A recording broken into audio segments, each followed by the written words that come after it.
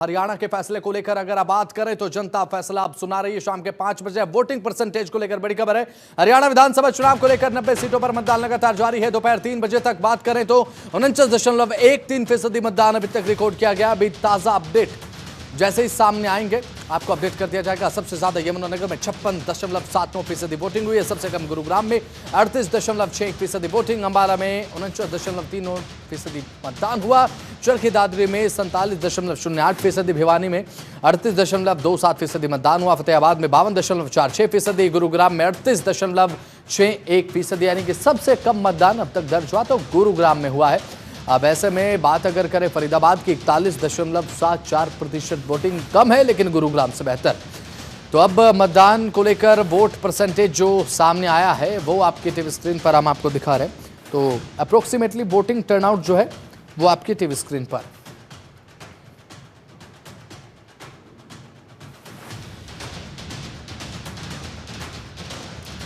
तो बड़ी खबर आपको बता रहे हैं, मतदान प्रतिशत को लेकर 90 विधानसभा सीटों पर मतदान लगातार जारी है और अब 1 घंटे का समय मतदान के लिए बचा है। दोपहर 3 बजे तक के मत प्रतिशत की बात करें तो करीब 50%, 49.13% यहाँ पर वोटर टर्नआउट देखने को मिला है।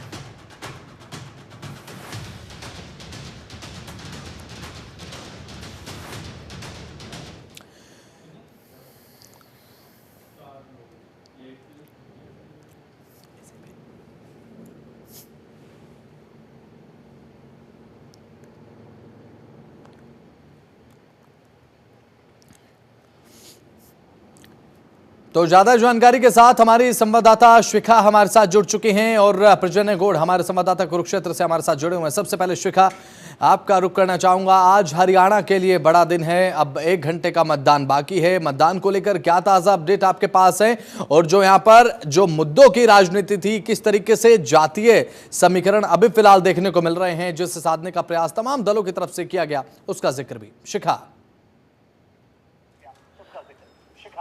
देखिए, एक समय था, मतलब कुछ समय पहले तक एक हवा चल रही थी इस बार कांग्रेस की सरकार, पर जिस तरह से लगभग कुछ समय से बीजेपी ने मोर्चा संभाला, लगातार पार्टी ने अपने बड़े बड़े दांव खेले, बड़े बड़े लोग, बड़े बड़े जो केंद्रीय मंत्री हैं उनको जब रैली के लिए बुलाया गया, प्रचार के लिए बुलाया गया, उसके बाद हवा जो है वो लगातार बदली है। कहीं ना कहीं जनता ने अपना माइंडसेट जो है वो चेंज करना शुरू किया। कहीं ना कहीं एक कॉन्फिडेंस जो था वो बीजेपी में दोबारा बढ़ के आया और हमने देखा कि दोबारा एक बार बीजेपी जो है वो और मजबूत, बीजेपी जो है दोबारा मजबूत होती चली गई।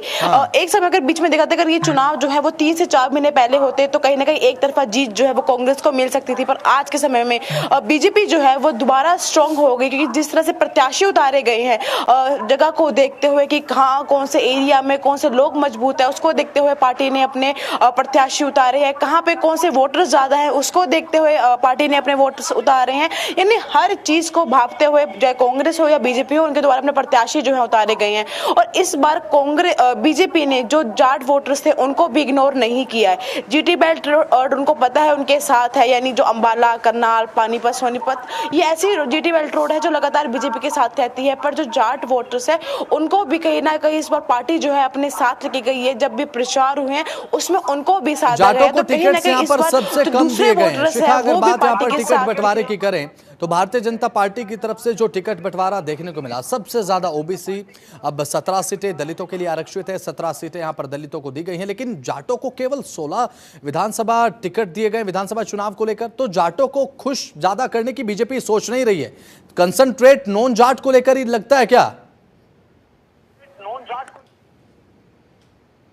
ऐसा देखिए, जो जिस साइड पे बीजेपी, जैसे हिसार, झज्जर, ये वो वाले एरिया है जहां पर बीजेपी सॉरी जो जाट वोटर्स है वो बहुत ज्यादा है, तो इसलिए कहीं ना कहीं पार्टी के द्वारा जो है वो उस साइड जो है वो जाट प्रत्याशी जो है वो उतारे गए हैं। जीटी बेल्ट रोड जो है वहां पर पंजाबी, ठीक है, इसलिए वहां पंजाबी प्रत्याशी उतारे गए। तो यानी हर वर्ग का ध्यान जो है वो कहीं ना कहीं पार्टी के द्वारा जो है वो जरूर रखा गया है। और अब वोटर्स भी जो है वो बहुत सोच समझ के अपना वोट कर रहे हैं। जब हम फील्ड पे उतरे, आज हम एक जगह पे नहीं रहे, अलग अलग जगहों पे गए, लोगों से बातचीत किए, तो लोग, और सबसे बड़ी बात है कि लोगों ने कांग्रेस और बीजेपी के अलावा और भी जो प्रत्याशी हैं या और भी जो पार्टियां हैं उनको अपना वोट जो है वो डालने की बात की गई थी। पर कहीं ना कहीं एक मेन कॉम्पिटिशन जो है वो कांग्रेस और बीजेपी के बीच चल रहा है, इस बात में कोई डाउट डाउट नहीं होगा।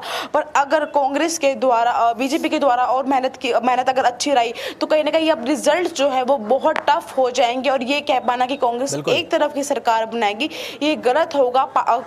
बीजेपी पार्टी जो है वो टफ कंपटीशन दे रही है और हो सकता है कि अगर निर्दलीयों का साथ मिले या दूसरे के साथ रहे तो कहीं ना कहीं बीजेपी भी जो है वो अपनी सरकार जो है वो जरूर बना सकती है। ये बड़ा सवाल है कि भारतीय जनता पार्टी क्या हैट्रिक लगाती है या फिर कांग्रेस वापसी करती है 10 साल के बाद, ये तो बड़ा सवाल है ही। लेकिन यहाँ पर अभी फिलहाल हमारे संवाददाता प्रजन्य गौड़ कुरुक्षेत्र से ज्यादा जानकारी के साथ अपडेट्स के साथ लगातार जुड़े हुए हैं। प्रजन्य, एक एंटी इनकम्बेंसी का फैक्टर भारतीय जनता पार्टी में पिछले 9.5 साल से देखने को मिला। पिछले 6 महीने में चेहरा बदल दिया गया। मुख्यमंत्री मनोहर लाल को तुरंत हटाया और नायब सिंह सैनी को लाया गया। यहाँ पर किसान सम्मान निधि 6,000 से 10,000, ओबीसी वर्ग को लेकर अगर बात करें तो एक क्रीमी लेयर को लेकर 6 लाख का जो एक स्पेस था वो 8 लाख तक बढ़ा दिया गया है। ये सारी चीजें भारतीय जनता पार्टी के प्रेशर को दर्शाती हैं क्या?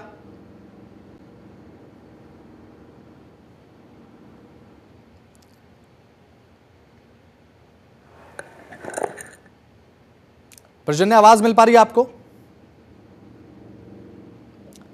प्रजन्य, आवाज मिल रही है आपको? तो प्रजन्य, अगर बात करें यहां पर भारतीय जनता पार्टी के अंदर प्रेशर नजर आता है मतदान से ठीक पहले, क्योंकि तमाम जो कदम यहां पर भारतीय जनता पार्टी की तरफ से उठाए गए उसमें किसान सम्मान निधि की राशि को 6,000 से बढ़ाकर 10,000 करना हो, ओबीसी क्रीमी लेयर को बढ़ाकर एक जो सीमा थी 6 लाख उससे बढ़ाकर अब 8 लाख उसे कर दिया गया। सीएम पे 6 महीने पहले बदल दिया गया। एक एंटी इनकम्बेंसी का फैक्टर हावी रहेगा, ऐसा लगता है क्या आपको? एंटी इनकम्बेंसी की बात की जाए तो मुख्यमंत्री मनोहर लाल खट्टर जो है 9 साल 118 दिन जो है मुख्यमंत्री रहे। उसके बाद यदि बात की जाए नायब सैनी पर जो है दाव खेला बीजेपी ने कहीं ना कहीं। उसके बाद जो है मनोहर लाल खट्टर के चुनाव के समय में जो है फोटो हटाना कहीं ना कहीं एक उसका जो इफेक्ट यहाँ पर चुनाव पर पड़ने को देखने को मिल सकता है। यदि हम अतीत की बात करें तो बसंत वैसे तो ज्यादातर जो है पार्टियां जो है 10 साल तक हरियाणा में राज नहीं कर पाई। और अगर यदि बात करें चौधरी बंसीलाल की तो बंसीलाल जब 10 साल चुनाव जीतने के बाद जब एक बार फिर से चुनाव लड़े तो चौधरी बंसीलाल की जो हरियाणा में 3 सीटें आई। और ओम प्रकाश चौटाला की बात की जाए 10 साल चुनाव लड़ने के बाद फिर से जब उन्होंने चुनाव लड़ा तो उनकी 9 सीटें आई। और यदि भूपेंद्र सिंह हुड्डा की जो है 2014 की जो है बात की जाए तो उनकी 15 सीटें आई। ऐसे में अब देखने वाली बात रहेगी क्या अतीत जो है अपने आप को फिर से दोहराएगा या भाजपा सरकार जो है कहीं आपकी बात जो है। चलिए ठीक है, तो देखने की बात है। शिखा शर्मा हमारे संवाददाता लगातार हमारे साथ बनी हुई है। शिखा, हरियाणा विधानसभा इस समय पूरे देश की राजनीति का पावर सेंटर है, ये आप भी जानते हैं, सब जानते हैं। इस समय वोटिंग चल रही है हरियाणा में। बात यहाँ पर सबसे ज्यादा हो रही है किसान, नौजवान और पहलवान। खिलाड़ियों की बात करूं तो पहलवान इसीलिए क्योंकि पिछले कुछ समय में पहलवानों की तरफ से आंदोलन देखने को मिला। अब ये तीनों वर्ग क्या भारतीय जनता पार्टी से नाराज नजर आ रहे हैं? अगर नाराज हैं तो कांग्रेस को कितना फायदा इसका आप देखती हैं? शिखा, हर पार्टी के 2 पक्ष होते हैं, क्योंकि हमने जब देखा जो विनेश फोगाट वाला स्ट्रेटजी हुई, जब उन्होंने कहा कि उनको बीजेपी की तरफ से कोई साथ नहीं दिया गया, उनको वहां ना उनके लिए कोई वकील भेजा गया ना कुछ किया गया, और उसके बाद जब उन्होंने कांग्रेस ज्वाइन की और चुनाव लड़ने का फैसला लिया तो जनता का जो एक रिस्पॉन्स मिला वो बहुत ही मिक्स था। लोगों का ये कहना था कि वो जनता ये नहीं चाहती थी कि वो पॉलिटिक्स में आए, या ये कह लीजिए वो ये नहीं चाहते थे कि वो चुनाव लड़े, चाहते थे कि वो जो फैसला उन्होंने लिया था पॉलिटिक्स खेलना छोड़ने का वो उस पर दोबारा सोचे और वो दोबारा खेलने का प्रयास जो है वो करे। बात करें किसानों की तो वही किसान भी जो है ऐसे बहुत से किसान जो ये कहते हैं कि ये किसान जो है सिर्फ एक राजनीति कर रहे हैं, असली किसान जो है वो अपनी खेती कर रहे हैं, किसान उनके साथ है। और जिस तरह से लगातार हरियाणा सरकार के द्वारा सारी फसलों पर एमएसपी लेने की बात की गई थी, उसके बाद बहुत से किसान जो थे वो पार्टी के समर्थन में भी उतर आए थे। वही बात करें नौजवानों के रोजगार को लेकर, तो ऐसे जब हम लोगों के बीच में गए, हम कवरेज कर रहे थे, लोगों से बातचीत कर रहे थे, लोगों ने कहा कि उन्हें बिना पर्चे खर्चे के नौकरियां मिली हैं।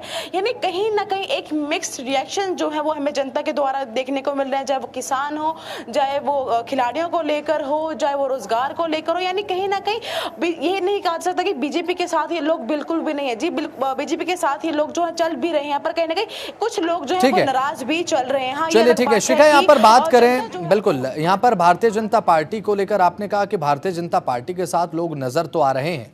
अब वो तो समय बताएगा कि भारतीय जनता पार्टी को जनता का साथ कितना मिल रहा है। अब ऐसे में यहाँ पर एक अंतर कलह को लेकर अगर बात की जाए, जिसका शिकार कांग्रेस अपने समय में होती रही है, अब इसकी बानगी हरियाणा प्रदेश में समय समय पर देखने को मिलती है।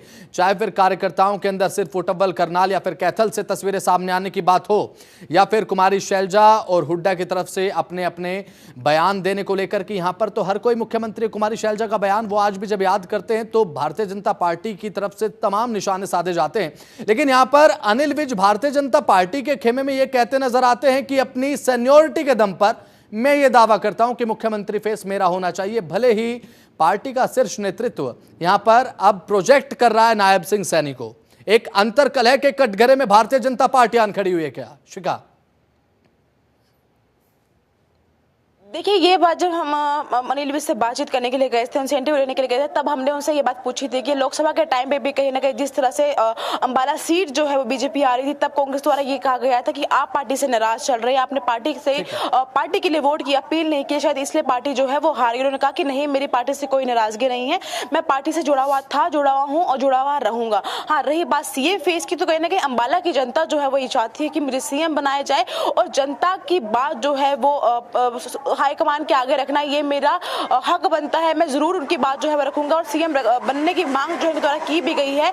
पर कहीं ना कहीं अमित शाह जब पंचकुला में आए थे, वो साफ साफ कह के गए थे कि 2024 का चुनाव जो है वो नायब सिंह सैनी के नेतृत्व में लड़ रहे हैं और अब सरकार बनती है तो नायब सिंह सैनी जो है वो सीएम बनेंगे। यानी कि चेहरा जो है वो क्लियर हो चुका है, नाम जो है फिर भी क्लियर है। ये तो ये कह सकते हैं कि वोटर्स को लुभाने के लिए, वोटर्स का साथ लेने के लिए अनिल विज के द्वारा ये बड़ा दावा किया गया था कि वोटर्स जो है वो नाराज ना हो, या जो लोग लगातार उनके साथ बने हुए थे वो उनके साथ बने रहे। और बात करें कांग्रेस की, कुमारी शैलजा की, 2 दिन पहले जब एएनआई का उनके साथ एक इंटरव्यू चल रहा था तो उनके पत्रकार ने उनसे पूछा कि लास्ट टाइम आपकी भूपेंद्र सिंह हुड्डा से बातचीत कब हुई थी, तो जिस तरह का एक पोज उन्होंने लिया साथ में कहा कि बहुत लंबा समय हो गया।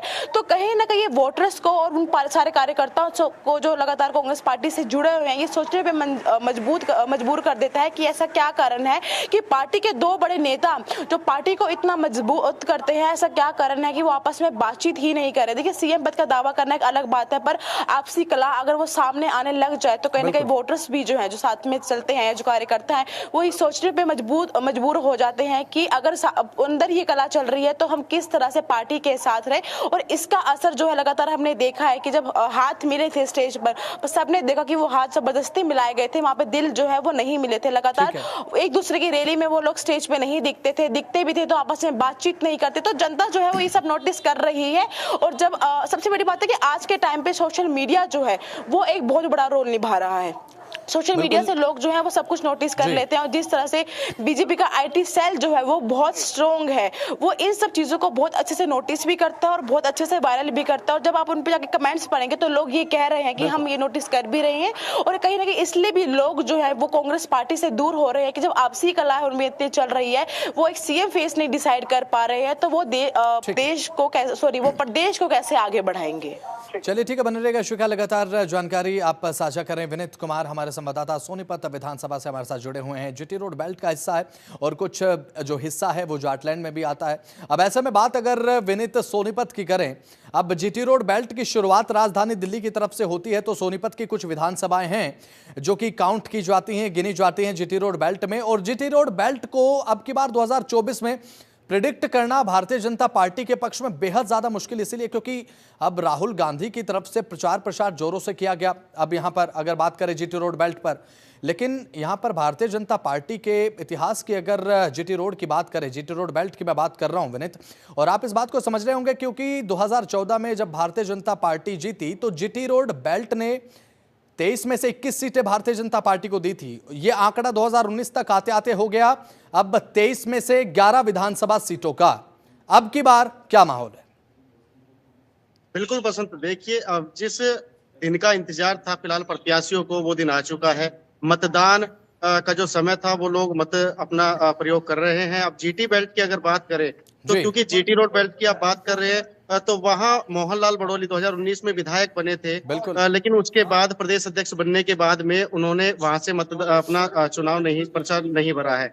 हालांकि देखा जाए तो अभी भी जीटी बेल्ट पे, जीटी रोड बेल्ट पे देखा जाए तो कांग्रेस जो है वहाँ हैवी होती दिखाई दे रही है। हालांकि ये तो ईवीएम मशीन खुलने के बाद, मतपेटी खुलने के बाद ही पता चल पाएगा कि आखिर किसके सर पर ताज बनने वाला है। लेकिन फिलहाल जो है जीटी रोड बेल्ट की मैं बात करूं तो कांग्रेस प्रत्याशी जो है हावी दिखाई दे रहा है। बसंत, चलिए ठीक है, कुरुक्षेत्र से हमारे संवाददाता लगातार प्रज्वल हमारे साथ बने हुए हैं। प्रज्वल, यहाँ पर भारतीय जनता पार्टी का फोकस हरियाणा प्रदेश को लेकर अगर बात करें तो नॉन जाट समुदाय को लेकर तो रहते ही, साथ ही साथ ओबीसी और दलित वर्ग, इनको साधने का प्रयास भारतीय जनता पार्टी का हमेशा से नजर आता है। 2024 में नॉन जाट वोट पोलराइज होगा क्या भारतीय जनता पार्टी की तरफ? जब मुख्यमंत्री ने अपने सैनिक को मनोहर लाल खट्टर को हटाकर जब मुख्यमंत्री बनाया गया था तो कहीं ना कहीं ओबीसी को जो है साधने की कोशिश की गई थी।